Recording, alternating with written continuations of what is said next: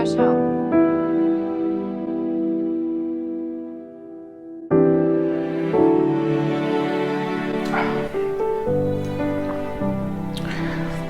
Uno de los grandes hallazgos de la nueva serie de Marvel, WandaVision, es que, en sus primeros capítulos básicamente hemos podido revisitar comedias de situación clásicas donde aún había risas enlatadas.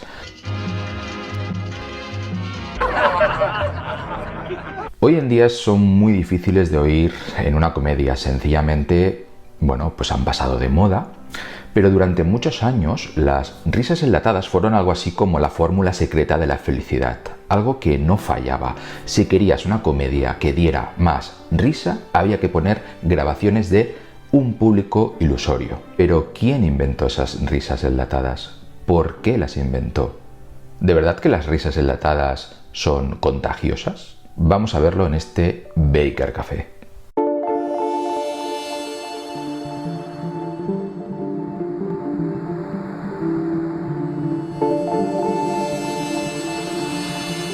Charles Roland Douglas, 1910-2003, fue el creador de la risa enlatada, tal y como la que oímos en los primeros capítulos de WandaVision, que son de hecho un homenaje a sitcoms como Embrujada o Te quiero, Lucy. Pero, ¿cómo se le ocurrió a alguien meter risas enlatadas de mentira en una serie de televisión? Pues de alguna manera se parece al hechizo que Wanda parece haber realizado, haber convocado para crear una realidad donde todo el mundo es feliz y la tristeza ha quedado afuera, ¿verdad, Toby?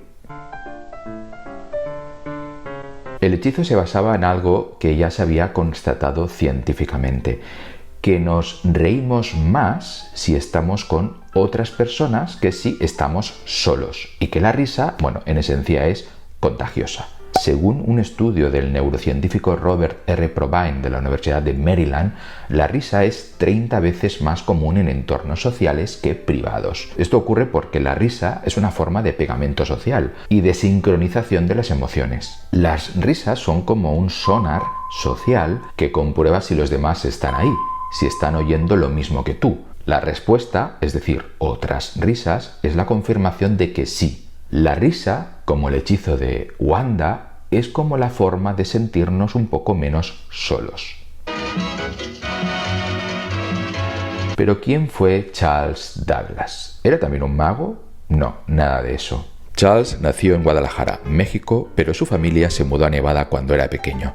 Después de la Segunda Guerra Mundial, acabó trabajando como técnico de sonido en una televisión de Los Ángeles, la CBS. En aquel entonces, las comedias de situación se grababan con público. Sin embargo, cuando una toma se tenía que repetir 2 o 3 veces, las risas del público ya no eran tan evidentes, porque el mismo chiste contado varias veces, pierde su gracia. Por esa razón, empezó a ser frecuente que las risas se subieran de volumen o se extendieran un poco más en postproducción. Charles entonces pensó en una solución un poco menos radical: inventar una máquina que simulara la risa. El público ni siquiera sería necesario, ni sería necesario que el chiste tuviera demasiada gracia. Para concebir su máquina, Charles grabó sus sonidos favoritos de risas, jadeos, aplausos, de diversas interpretaciones de teatro y televisión en una cinta analógica que, podía reproducir con las teclas que retiró de una máquina de escribir. Aquella máquina de escribir deforme que producía risas empezó a llamarse Laugh Box. Su funcionamiento lo explica así Derek Thompson en el libro Creadores de Hits. Las teclas de la risa podían ser presionadas juntas como acordes para crear más de 100 variaciones de reacciones del público. En su estudio privado, Douglas sabía cómo poner capas de risa en el momento justo durante la postproducción. A medida que el chiste de la comedia llegaba a su clímax, el ingeniero podía poner discretas risas que irían increciendo hasta llegar a carcajadas y finalmente crear una audiencia invisible que gritaba de placer.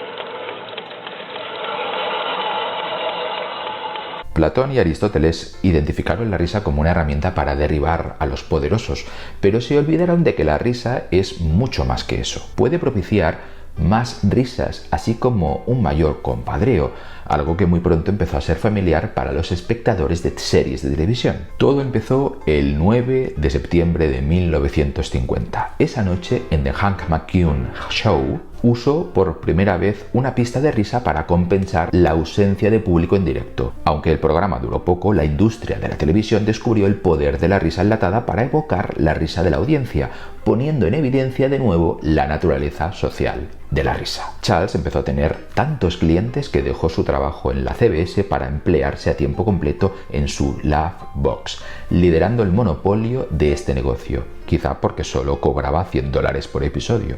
Eso también influyó. Las risas enlatadas, sin embargo, empezaron a cansar al público con el transcurrir de los años, tornándose, de algún modo anacrónicas, como algunas prendas de ropa. La última vez que un programa con risas enlatadas estuvo nominado a un Emmy a la mejor comedia fue el caso de Raymond en 2005. En el 2015 ya no había ninguna comedia nominada al Emmy que tuviera risas enlatadas, si bien algunas comedias populares seguían usándolas, como por ejemplo The Big Bang Theory.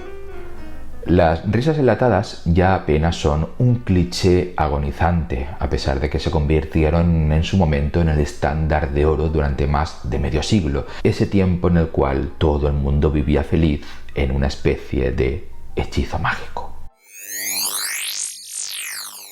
Ahora, sin las risas enlatadas, necesitamos de otro sonar social para comprobar que la gente que nos rodea está verdaderamente con nosotros, que no estamos solos. Tal vez una red social tipo Twitter, un emoji, un trailer reaction en YouTube, cualquier cosa antes del silencio. Ese silencio que nos recuerda que estamos solos en el mundo. This is our home. Por cierto, las risas enlatadas también tienen algo así como un reverso tenebroso, una especie de antítesis. Fueron los gritos enlatados en la postproducción de las películas. El más importante de todos es el celebérrimo grito Wilhelm. El grito Wilhelm se usó por primera vez en Tambores lejanos de 1951. Ahora podemos escucharlo en sagas como Indiana Jones, Star Wars, El Señor de los Anillos o Piratas del Caribe, entre otros cientos de películas. Sí, a veces un grito en la noche, aunque inquietante, también puede hacernos sentir menos solos, o al menos informarnos de que debemos salir por patas. Pero volvamos a la risa para sacarnos del cuerpo este mal rollo. Hemos visto el alcance de la risa en el mundo real, pero ¿cómo se ha descrito su poder en el mundo del cine y de la literatura? Si hemos de hablar de la risa en el mundo de la ficción, lo primero que se nos viene a la cabeza es sin duda el archienemigo de Batman, el Joker. El Joker tiene muchas caras, y no me refiero a la nueva cara que ahora parece molar tanto de la película Justice League Snyder Cut, sino a muchas otras. La cara que nos interesa ahora para hablar de la risa es la de Joker en la película de Batman de 1989.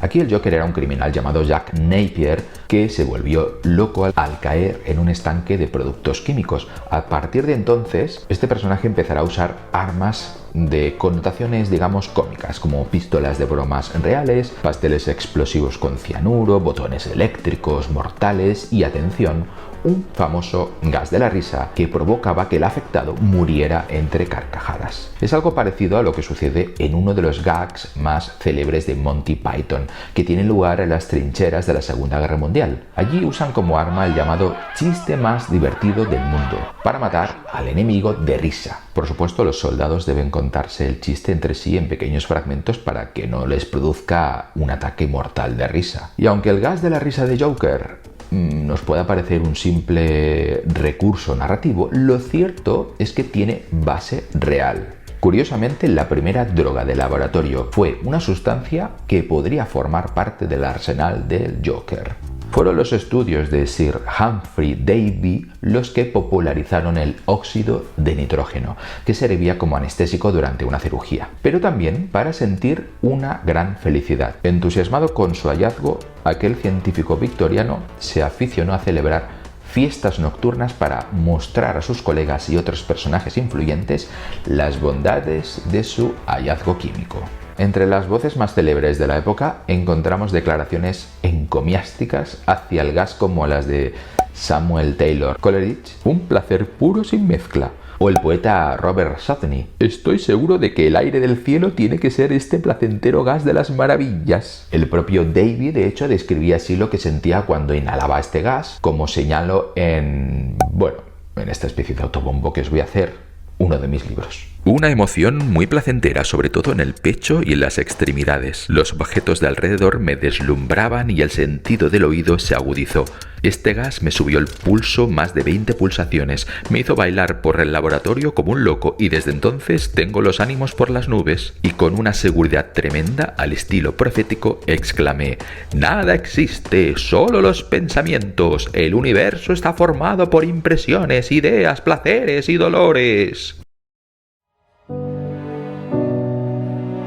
Pues eso, WandaVision y el hechizo para huir de la tristeza, las risas enlatadas para sentirse más cerca de los demás y las drogas que usamos para perseguir la risa, que nos pueden matar, nos pueden enganchar, nos pueden enloquecer.